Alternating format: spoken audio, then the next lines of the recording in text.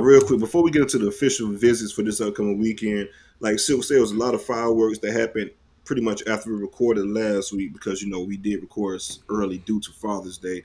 Uh, it was a whiff, man. Jason Zandamala, four-star offensive guard from Clearwater Academy, ended up choosing USC. And this kind of goes back to my point about kind of putting all your eggs in the basket for one weekend.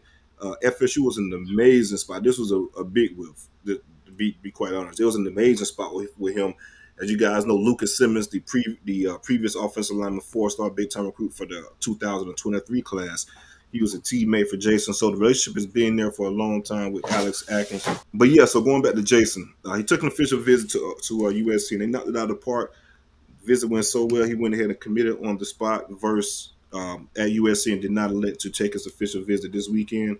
That was a big win for Coach Alex Atkins and the staff, man, just for the sheer fact all the resources they put into the time of the relationship and things like that.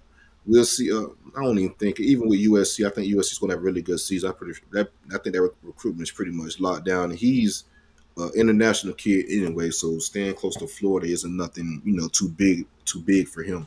So yeah, I think that's a big win for the FSU staff. But Coach Atkins, I spoke about this a little bit. So I'm going to get in this next guy. I'm going to talk about kind of coincides with what I'm speaking on now in regards to Coach Atkins. He's not a guy too much worry about, especially that position room. I know he's going to get some guys in and take care of business, especially the way he flipped the offensive line room in 3 short years. He's pretty much our best recruiter on the staff. So with that being said, we'll jump into this weekend's official visits, and I'm going to start off with Jonathan Daniels, the four-star offensive tackle. Been on campus multiple times. The visit went extremely well. He elected not to speak with the media, took a side door out of FSU. But from all the information I've been hearing, could be wrapped up pretty soon. Took an official visit to UGA, Kentucky, and LSU is another team that's been in the mix for his services. A lot of crystal balls have been going in with FSU currently. I think Coach Atkins pretty much sold this up 6'4", pretty much play in a position on the offensive line, but offensive tackle is a position that we're looking at in the mat. And, a lot of people say 6'4". That's not really your prototypical tackle size, but he has very long arms, 7 foot plus wingspan. Kid walk, his arms are pretty much just dangling beside him. So, as far as the offensive tackle, that's the main thing is, your wingspan as an offensive tackle. And, of course, he has pretty good quick feet as well. But yeah, so I like where we're at with Dancy. He should be committed pretty soon. Big time playmaker, like I said. I love the speed. This one was a big surprise to me. Elijah Moore, four-star receiver out of the Maryland area. He'd been on campus before in the 2023 cycle. Didn't really pay too much attention to it, but when he announced he was coming for an official visit, like, okay, let me look into it a little bit further. I love this kid film, man. Like, just from a physical standpoint, physical big receiver, makes all the tough catches, a lot of one-handed catches. I mean, this kid, he got film. He got plays on this film. He's just highlighting crap backing down players and shit like that. Like, he's one of them type of receivers. Like, he's not really the diva type of receiver. He's a dirty work type of receiver, real physical guy. Um, Ohio State, even coming to the visit, I was like, okay, you got a lot of Ohio State crystal balls. They were the perceived favorite. He ended up officially visiting them, I think, June the 2nd, something along those lines. Say FSU has jumped him as the number one school, jumped Ohio State, as the number one school. Say it's going to commit July the 4th. Say what pretty much draw him to FSU and what pretty much put him in the leader role of his recruitment, just the family outside of his family. In regards to that, said this feels like at home when he's at FSU. It was his second offer out of 8th grade, pretty much being consistent with that. Said it's his second home away from home, man. So I will definitely, as far as where I think he'll end up committing, I think it'd be FSU. I really like this kid a lot. Big time player. So it's interesting. A good job to stuff Brian Hartline in the locker a little bit because they definitely want him in this class, and he's a big time receiver. So to get this kid in the class, it'll be pretty interesting to see how the rest of the receiver board shakes out. And that kind of goes to my next guy that visited, James Madison, four-star receiver. And again, like I said, the visit went well. He was pretty much just reassuring on the relationship side of things. He commits July the 4th also. I personally think the spot that he would have had is going to Elijah Moore. So we'll see how that plays. I think I'll probably put a pick in for maybe Missouri for James Madison. But again, we'll see how that plays out. These numbers at receivers have been pretty interesting along with DB, so I could be wrong. They could take both of these guys. But in my opinion, I think that one position, where that one slot would go to either one of those, and I have to put in the pick for Elijah Moore at this point in time. Lewis Solomon like this kid a lot, man. Four-star defensive back. Said some good things. Said it was great. It was a great visit. It was one to remember. It told me how big of a priority I was, and I just love the culture behind Tallahassee. It always feels like home. Every time I come back, it always feels like I'm a fit here. They see me as a man corner, which kind of surprised me as well. I thought he was more so as a safety, but his film is all over the place. They see me as a man corner. They say I'm big and physical enough to play nickel even if I have to. So I'll be working both of those positions. They say if they need the ball in my hands, or they'll put me as a returner just to put the ball in his hands, because he had over 1,000 yards receiving as well last year. A couple more names now. Go ahead and get this wrapped up. D.D. Holmes, four-star defensive lineman out of the D.C. area, 6'6", 240 pounds.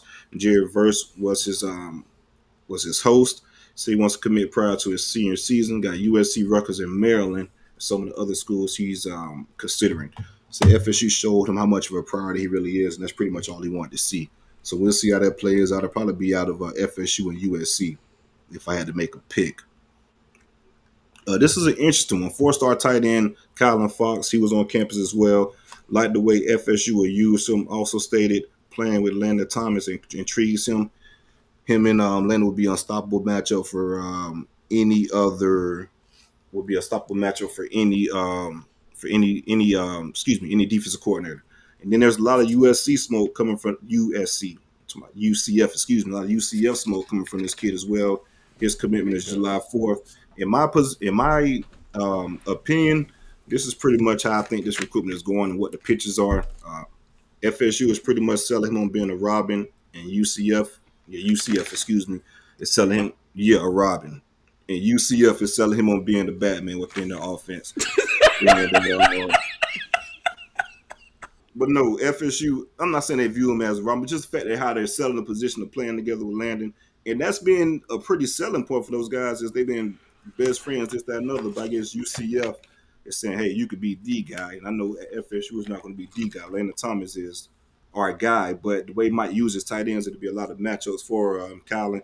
So we'll see how it plays out. But I'll probably say UCF at this point in time, due to what I've been hearing. But I don't know, man. It's a weird situation. We'll see how it plays out. But I don't think, even if we whiff on Colin Fox, I don't foresee FSU looking at any other tight ends or anything like that. I think they're pretty much sold on just taking Landon Thomas as the one tight end. There's a couple of the tight ends they got on campus that they're pretty high on as far as potential. So it'll be good on one. They're not going to be digging and fishing for a second tight end to absolutely take two. I think Colin was a guy that just liked to match up with Landon Thomas as far as that situation. Now, if we'd have whiffed on Landon Thomas, that'd be something totally different. Then they'll be opening things back up for sure. But at this point in time, I think they'll be sold on just taking one. And speaking of Landon Thomas, he was on campus as well. As far as official visit, not going to go too deep into what he said. Pretty much everything that, he reassured everything in regards to why he committed to FSU in the first place. A couple more now, wrap it up. Luke Cromerhall, he was there recruiting for the most part. Said it feels really good. Say FSU, well, so he says he feels really good about a couple guys. Doesn't want to ruin anything, but it should be some announcement coming within the next couple of days from some guys that were on campus.